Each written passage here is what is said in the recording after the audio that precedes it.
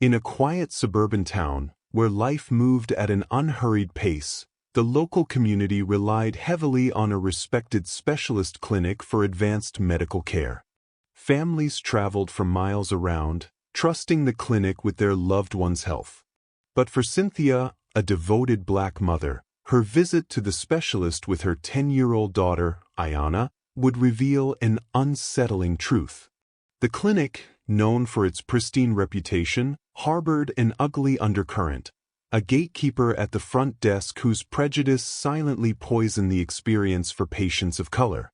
What should have been a place of healing became a battleground for dignity and respect.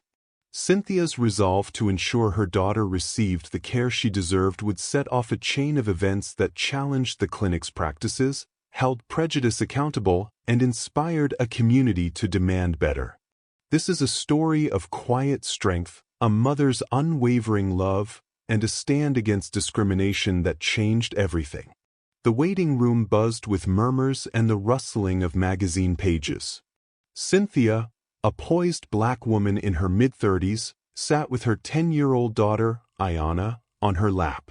Ayanna had been diagnosed with a rare illness that baffled her local doctor, prompting a referral to a specialist in the city. Cynthia's heart carried the weight of worry, but she remained composed, flipping through a picture book with Ayanna to keep her occupied. The room was predominantly filled with white families, all seemingly at ease in the polished environment. Cynthia, however, felt the weight of being an outsider. Her awareness heightened as she noticed the occasional curious glance from other patients and the stiff demeanor of the white receptionist at the front desk. Hours ticked by. Families came and went, and finally, Ayanna's name was called. Cynthia straightened, her heart leaping with relief. Holding Ayanna's hand, she approached the desk. "How can I help you?" barked the receptionist, her tone sharp and dismissive. "My daughter's name was called." "I believe it's time for her appointment," Cynthia replied, her voice calm but firm. The receptionist scanned her list, her brows furrowing in mock confusion. "Are you sure you've got the right doctor?" Cynthia's patience thinned. "My daughter's name is on your list, and we're in the right place. Could you check again?" The receptionist pursed her lips, muttering something under her breath as she rifled through papers. Looks like there's been a mix-up. Sit tight while I sort this out." Cynthia and Ayanna returned to their seats. Minutes turned into an hour, and soon, they were the last ones in the waiting room. The receptionist called Cynthia back to the desk, slapping a form down without looking up. "Fill this out," she said curtly. Cynthia filled in the form carefully, her penmanship steady despite the growing tension in her chest. When she returned it, the receptionist scrutinized it as though it were a criminal record. "We don't usually see people like you here," she sneered. "They must have sent you to the wrong doctor. Anyway, I'll see if he has time to spare." Cynthia's jaw tightened. She met the receptionist's gaze, her expression unflinching. "We've waited patiently for hours. My daughter deserves the care she was referred for, and I expect her to receive it." The receptionist faltered, sensing the quiet strength in Cynthia's voice. Begrudgingly, she picked up the phone and called the doctor. When the door to the doctor's office finally opened, a tall, white-haired man in a crisp lab coat greeted them. His kind eyes softened as they met Ayanna's. "Cynthia and Ayanna, thank you for your patience," he said warmly. "I've reviewed Ayanna's case, and I'm here to help." The appointment went smoothly, with the doctor thoroughly examining Ayanna and discussing a treatment plan. As they left, Cynthia couldn't ignore the shift in the receptionist's demeanor. She avoided eye contact, her smugness replaced by unease. Outside, Cynthia knelt to face Ayanna, brushing a strand of hair from her daughter's cheek. "Remember this, baby," she said softly. "You have every right to be anywhere your path leads you. Don't ever let anyone make you feel small." Ayanna nodded, her small hands squeezing Cynthia's tightly.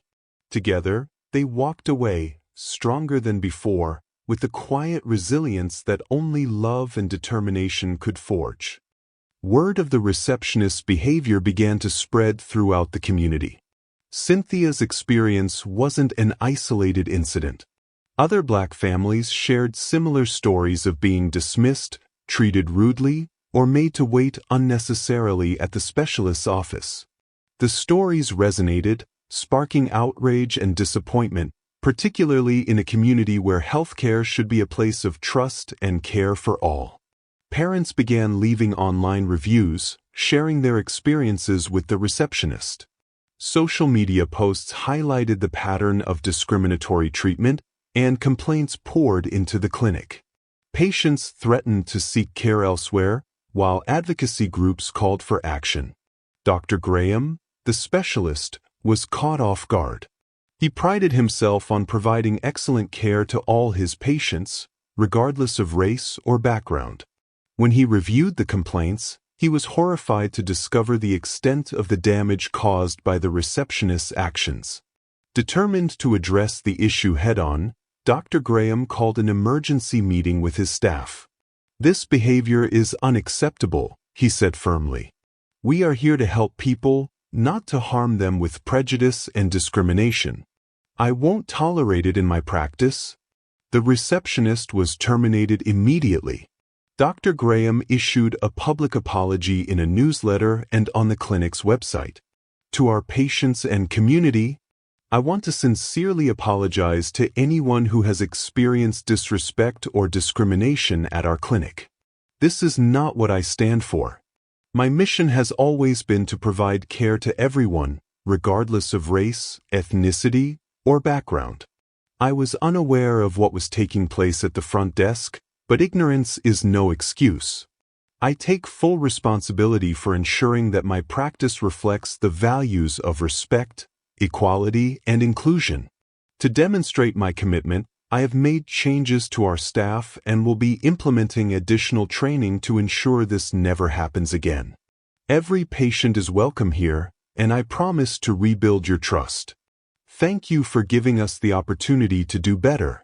Sincerely, Dr. William Graham." True to his word, Dr. Graham hired a new receptionist, Danielle, a kind and professional Black woman with years of experience in patient care. Danielle's presence sent a clear message to the community that racism had no place in Dr. Graham's clinic. On Danielle's first day, the atmosphere at the office shifted. Patients, especially those who had felt unwelcome before, found comfort in her warm demeanor and her ability to make everyone feel valued. Cynthia returned to the clinic with Ayanna for a follow-up appointment. As she approached the desk, Danielle greeted her with a genuine smile. "Good morning, Miss Cynthia and Ayanna. It's so nice to see you again. Let me check you in."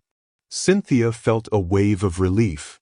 "Thank you," she said, her smile matching Danielle's. Dr. Graham personally greeted Cynthia and Ayanna in the hallway. "I'm deeply sorry for what you went through," he said. "Thank you for bringing it to light. You've helped us make the changes we needed." Cynthia nodded. "Thank you for listening and taking action. It means a lot." The clinic began to rebuild its reputation, earning back the trust of the community one patient at a time. Dr. Graham's actions served as a powerful example of accountability and the importance of creating inclusive spaces. As for Danielle, she became a beacon of hope and professionalism, embodying the change the community had demanded. In the end, the clinic became a place where every patient, regardless of their background, could walk in and feel they belonged.